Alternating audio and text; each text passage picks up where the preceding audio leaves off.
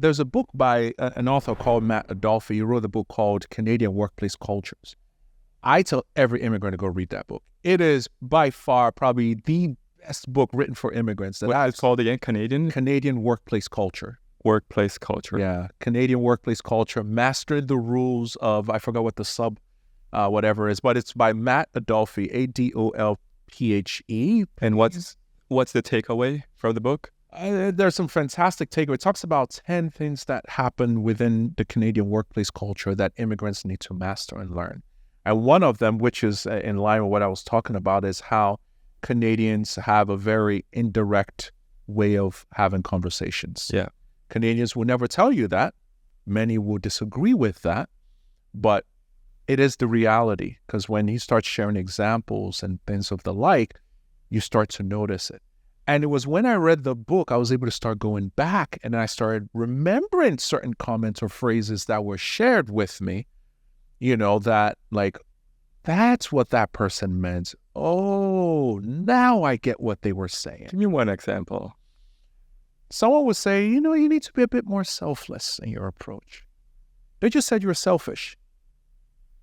Yeah. The person just said you were selfish. Yeah. But the person, you need to be a bit more selfless, when you do this. Or, I just want to, somebody reaches out to you, I just want to make sure you're okay for the presentation later today. But then they send you another email, just want to make sure you're okay for the presentation later on. The person is nervous and not sure you're going to be able to take care of it and do it properly. So there is all this indirect communication that is very nice, that is very cordial. And then when we see it, we're like, oh, how nice of that person. No, it's not nice, Ayo. The person is concerned. That's why they're reaching out repeatedly, and you need to address that concern.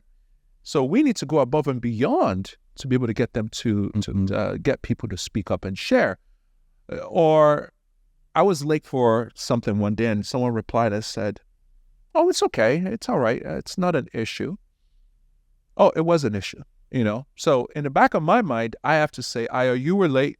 It's an issue. Somewhere in the back of that person's mind, it's been noted on this day, at this time, Ayo was late.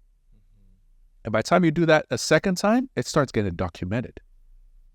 And before you know it, when you're being asked to leave the organization, there is documentation of all these different things. And you'll be shocked. Oh my gosh, this person is keeping, but every single time they were like, oh no, it's okay. I understand. You're new, you're learning. It's perfectly okay. It is not okay, dear immigrants. It is not okay. You must pay attention. So we have to translate to be able to translate. You have to over-translate. You have to read into it to get a better understanding. Or someone says, would you mind dropping this report at 4:00. And for you, you're like, it's really an inconvenience because I need to go pick the kids. I need to do this. I can't get it to you at 4:00.